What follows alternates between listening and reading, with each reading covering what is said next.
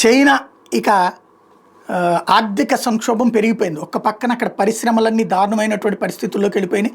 Same time publicity ద్వారా ఏదైతే narrative thinking ద్వారా ప్రస్తుతం ప్రపంచంలో ఏదో కథ నడుపుకుంటుంది, కానీ వాళ్ళ గ్రూప్ అంతా కలిపి కథలు నడిపిస్తున్నారు. కానీ ఇంతకుముందు రష్యా కూడా అద్భుతమన్నీ చెప్పారు.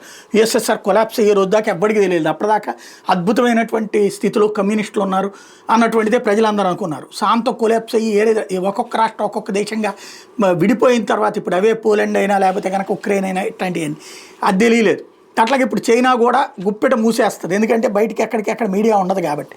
ఇప్పుడు చైనా ఆర్థిక సంక్షోభం అయితే అమెరికా పెట్టినటువంటి ఆంక్షల దెబ్బకి అక్కడ ఇండస్ట్రియల్స్ కొలాప్స్ అవుతున్నటువంటి పరిస్థితి. ఇప్పుడు ప్రజెంట్ ఏంటంటే చివరికి 15,000 బిట్కాయిన్స్ తాజాగా అమ్మకానికి పెట్టింది, బంగారాన్ని అమ్మకానికి పెట్టింది.